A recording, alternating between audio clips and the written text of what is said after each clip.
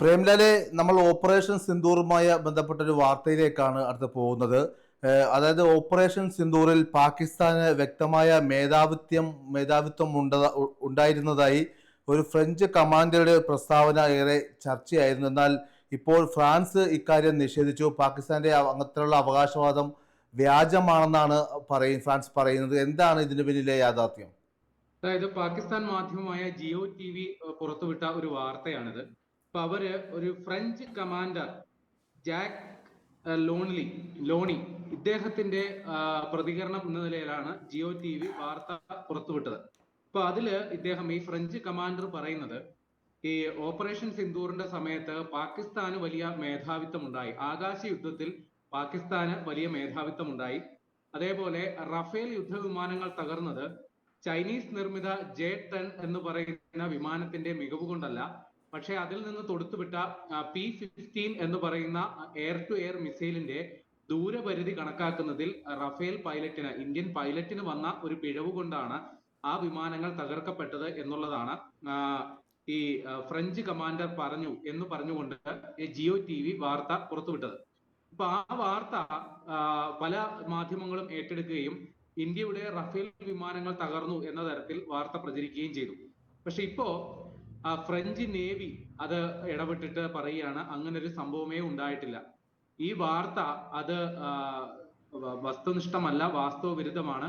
ഈ പറഞ്ഞത് ആന മണ്ടത്തരവുമാണെന്നാണ് ഈ ഫ്രഞ്ച് നേവി ഇപ്പോൾ പറയുന്നത്. കാരണം ഇവർ ഈ ആരെയാണോ ഉദ്ധരിച്ച് വാർത്ത നൽകിയത്, അതായത് ഈ ഫ്രഞ്ച് കമാൻഡർ ജാക്ക് ലോണി എന്ന് പറയുന്നയാൾ, അയാൾക്ക് ഇങ്ങനെ ഒരു സംഭവമേ അറിയില്ല. അയാൾ ഇങ്ങനെ ഒരു വാർത്ത കൊടുത്തത്, അല്ലെങ്കിൽ ഇങ്ങനെ ഒരു വാർത്ത കൊടുക്കാനായിട്ട് അയാളെ ആരും സമീപിച്ചിട്ട് പോലും ഇല്ല. അപ്പൊ അങ്ങനെ പോലും ഇല്ലാത്തൊരു സമയത്താണ് ഇയാളുടെ പേരിൽ ഇങ്ങനെ ഒരു ഉദ്യോഗസ്ഥന്റെ പേരിൽ വാർത്ത ചമച്ചത് എന്നുള്ളതാണ് ഇപ്പൊ ഫ്രാൻസിന്റെ നേവി തന്നെ പറയുന്നത്. ഇത് കൃത്യമായി പറഞ്ഞാൽ ഈ വാർത്ത ഒരു വ്യാജ വാർത്താ സൃഷ്ടിയാണ്. അതോടൊപ്പം തന്നെ ഈ ആന്റി ഇന്ത്യ പ്രൊപ്പഗൻഡ അതിന്റെ ഭാഗമായിട്ട്, അതായത് ഇന്ത്യ വിരുദ്ധ സമീപനം പുലർത്തുന്നതിന്റെ ഫലമായിട്ട്, അല്ലെങ്കിൽ ഇന്ത്യ വിരുദ്ധ പ്രചാരണം നടത്തുന്നതിന് വേണ്ടിയിട്ട് തയ്യാറാക്കപ്പെട്ട ഒരു വാർത്ത മാത്രമാണിത് എന്നുള്ളതാണ് ഫ്രഞ്ച് നേവി തന്നെ പറയുന്നത്. അപ്പോൾ ഇതോടുകൂടി ഈ ഇന്ത്യയുടെ റഫേൽ വിമാനങ്ങൾ തകർന്നോ ഇല്ലയോ ആ ചോദ്യം തന്നെ അപ്രസക്തമാണ്.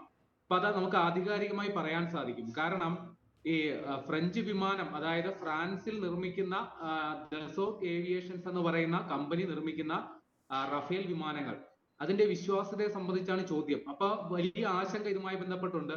നമ്മുടെ നാട്ടിലെ പ്രതിപക്ഷ കക്ഷികൾ റഫേൽ എത്രണ്ണം വീണു എന്നുള്ളതിന്റെ എണ്ണം എടുക്കാൻ വേണ്ടി നടന്നു. ചില യൂട്യൂബർമാർ അത് റഫേൽ വീണത് വലിയ ആഘോഷമായിട്ട് വാർത്ത കൊണ്ടാടി. അപ്പൊ ഇവിടെ ദസോത്ത് ഏവിയേഷൻസിന്റെ CEO എറിക് ടാപ്പിയർ, അദ്ദേഹം തന്നെ രംഗത്ത് വന്നിട്ട് ഇപ്പൊ പറയുകയാണ്, അല്ലെങ്കിൽ നേരത്തെ തന്നെ പറഞ്ഞ കാര്യം നമ്മൾ ഒന്നുകൂടി ആവർത്തിക്കുകയാണ്. അതായത് ഇന്ത്യക്ക് ഒരു റഫേൽ വിമാനം നഷ്ടപ്പെട്ടിട്ടുണ്ട്, ഉറപ്പായിട്ടും ഇന്ത്യയുടെ ഒരു റഫേൽ വിമാനം നഷ്ടപ്പെട്ടു. പക്ഷേ ആ നഷ്ടമുണ്ടായത് ഒരു യുദ്ധത്തിലല്ല, ഒരു ഏറ്റുമുട്ടലിലല്ല. പകരം 12,000 മീറ്റർ ഉയരെ നടത്തിയ ഒരു പരിശീലന പറക്കലിനിടയിൽ ഉണ്ടായ പിഴവ്, സാങ്കേതിക പിഴവ് മൂലം ഉണ്ടായ ഒരു അപകടത്തിൽ ഇന്ത്യയുടെ ഒരു റഫേൽ വിമാനം നഷ്ടപ്പെട്ടിട്ടുണ്ട് എന്നുള്ളതാണ് എറിക് ടാപ്പിയർ പറഞ്ഞേക്കുന്നത്. ഇനി അത്തരത്തിൽ ഇയാൾക്ക് എങ്ങനെ ആധികാരികമായിട്ട് പറയാൻ സാധിക്കുമെന്ന് ചോദിച്ചു കഴിഞ്ഞാൽ അതിനും ഉത്തരവുണ്ട്. കാരണം ഈ റഫേൽ വിമാനത്തിൽ ഘടിപ്പിച്ചിട്ടുള്ള സ്പെക്ട്രോ ഇലക്ട്രോണിക് വാർഫെയർ സിസ്റ്റം, അതില് എന്തെങ്കിലും പ്രശ്നങ്ങൾ ഉണ്ടെങ്കിൽ അത് രേഖപ്പെടുത്തും. എന്തെങ്കിലും ഒരു കേടുപാട് ആ വിമാനത്തിൽ ഉണ്ടായിട്ടുണ്ടെങ്കിൽ അത് തത്സമയം ആ ഡാറ്റ അതിൽ രേഖപ്പെടുത്തും. അപ്പൊ ഈ റഫേൽ വിമാനം ഇന്ത്യക്ക് കൈമാറിയിട്ടുണ്ടെങ്കിലും അതിന്റെ അറ്റകുറ്റപ്പണി, അതേപോലെ അതിന്റെ മറ്റ് അനുബന്ധ ജോലികളൊക്കെ ഇപ്പോഴും ദസോത്ത് ഏവിയേഷൻസിന്റെ റെപ്രസെന്റേറ്റീവ്സ് വന്നു തന്നെയാണ് നിർവഹിക്കുന്നത്. അപ്പൊ അവർക്ക് ഈ സ്പെക്ട്രോ ഇലക്ട്രോണിക് വാർഫെയർ സിസ്റ്റത്തിൽ നിന്ന് അങ്ങനെ ഒരു റെക്കോർഡ് ഇതുവരെ കിട്ടിയിട്ടില്ല. ഒന്ന്. പിന്നെ ഈ റഫേൽ വിമാനങ്ങളിൽ നിരവധി ഐഡന്റിഫിക്കേഷൻ ഡിവൈസസുകൾ ഉണ്ട്. എന്തെങ്കിലും പ്രശ്നങ്ങൾ ഉണ്ടെങ്കിൽ അത് കണ്ടുപിടിക്കുന്നതിന് വേണ്ടിയിട്ട് അങ്ങനെ ഒരു സംഭവം ഉണ്ടായതായി അതിൽ രേഖപ്പെടുത്തിയിട്ടില്ല. പിന്നെ ഫ്ലൈറ്റ് ലോഗ് ട്രാൻസ്മിറ്റഡ് ടു ദസോത്ത്, അതായത് ഈ വിമാനം യാത്ര ചെയ്യുന്ന സമയത്തും അല്ലെങ്കിൽ അത് എന്തെങ്കിലും പ്രവൃത്തിയിൽ ഏർപ്പെടുന്ന സമയത്തും തത്സമയ വിവരങ്ങൾ അപ്പപ്പോ തന്നെ ദസോത്ത് ഏവിയേഷൻസ് നേരിട്ട് ട്രാൻസ്മിറ്റ് ചെയ്തുകൊണ്ടിരിക്കുകയാണ്. അതായത് നേരിട്ട് സന്ദേശം അയച്ചുകൊണ്ടിരിക്കുകയാണ്. ഇങ്ങനെ ഒരു ഗുരുതര പ്രതിസന്ധി ഉള്ളതായിട്ട് ഇതുവരെ ദസോത്ത് ഏവിയേഷൻസിന് ഒരു വിവരവും കിട്ടിയിട്ടില്ല എന്നുള്ളതാണ് അദ്ദേഹം പറയുന്നത്. കൂടാതെ ഇന്ത്യയുടെ CDS അതായത് ചീഫ് ഡിഫൻസ് സ്റ്റാഫ്, അദ്ദേഹം പറഞ്ഞു ഇന്ത്യയുടെ വിമാനങ്ങൾ നഷ്ടപ്പെട്ടത് സംബന്ധിച്ച് ഇപ്പൊ കണക്കെടുക്കുന്നതിൽ ഒരർത്ഥവുമില്ല. കാര്യം ഒരു യുദ്ധമാകുമ്പോൾ നഷ്ടങ്ങൾ ഉണ്ടാകും, പക്ഷെ എണ്ണുന്നത് എപ്പോഴും അതുമൂലം ഉണ്ടായ നേട്ടങ്ങളെ കുറിച്ച് മാത്രമാണ്. അപ്പൊ അദ്ദേഹവും ഇന്ത്യക്ക് വിമാനങ്ങൾ നഷ്ടപ്പെട്ടിട്ടുണ്ട് എന്ന് പറയുന്നു. പക്ഷെ അത് നഷ്ടപ്പെട്ടത് റഫേൽ ആണോ അല്ലെങ്കിൽ എത്രത്തോളം വിമാനങ്ങൾ നഷ്ടപ്പെട്ടു എന്ന് അദ്ദേഹം ഇതുവരെ ഒരു സ്ഥിരീകരണം തന്നിട്ടില്ല. പക്ഷെ അദ്ദേഹം അവകാശപ്പെട്ടത് പാകിസ്ഥാന്റെ 6 വിമാനങ്ങൾ ഇന്ത്യ തകർത്തിട്ടുണ്ട് എന്ന് കൃത്യം വസ്തുനിഷ്ഠമായിട്ട് പറഞ്ഞിട്ടുണ്ട്. അതിന് തെളിവുകളും പുറത്തുവിട്ടിട്ടുണ്ട്. അപ്പൊ എന്തുകൊണ്ട് നമ്മൾ ഈ റഫേലിനെ ഇത്ര സുരക്ഷിതമാണ് എന്ന് പറയാൻ കാര്യം പുറം ലോകത്ത് അറിയപ്പെടാത്ത റഫേലിന്റെ ഒരു രഹസ്യം ഈ ഓപ്പറേഷൻ സിന്ദൂറിന്റെ സമയത്താണ് പുറത്തായത്. എങ്ങനെയാണ് ഈ റഫേൽ യുദ്ധവിമാനങ്ങൾ ഏറ്റവും വലിയ തീക്ഷ്ണമായ പരീക്ഷണങ്ങളും അതിജീവിക്കുന്നത്? അതിന് റഫേലിനെ എക്സ് ഗാർഡ് എന്ന് പറഞ്ഞ ഒരു സംവിധാനമുണ്ട്. അതായത് വിമാനത്തിന്റെ താഴെ ചിറകിന്റെ ഉള്ളിൽ ഒരു ചെപ്പിനുള്ളിൽ ഒളിപ്പിച്ച ഒരു സംഗതിയാണ്. ഒരു മിസൈലിന് സമാനമായ, പക്ഷേ ഇത് ഒപ്റ്റിക്കൽ ഫയർ കേബിൾ വഴി ഒരു 100 മീറ്ററോളം കാണും, അതിനെ ബന്ധിപ്പിച്ചിരിക്കുകയാണ്. അപ്പോ ഈ റഫേൽ വിമാനം ഒരു യുദ്ധമുന്നണിയിൽ ഒരു പ്രത്യാക്രമണം നേരിടുന്ന സമയത്ത്, ഉദാഹരണമായി പറഞ്ഞാൽ ഈ റഫേൽ വിമാനത്തിന് ലക്ഷ്യമാക്കി ഒരു ശത്രു മിസൈൽ വരുന്ന സമയത്ത് ഈ എക്സ് ഗാർഡ് എന്ന് പറയുന്ന സംവിധാനം റഫേൽ പൈലറ്റ് പ്രവർത്തനക്ഷമമാക്കും.